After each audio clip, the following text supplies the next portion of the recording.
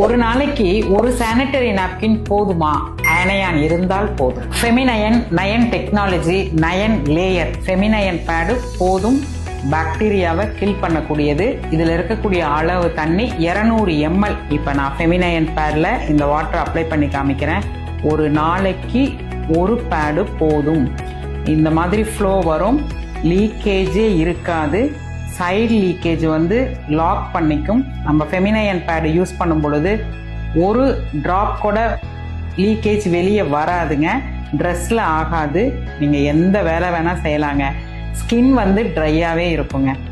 ஒரு பேடு ஒரு நாளைக்கு போதும். இதுல லீக்கேஜ் இருக்கா அப்படிங்கறத நம்ம டெஸ்ட் பண்ணலாம். 200 ml அப்படிங்கிறது தண்ணி தான் 200 ml.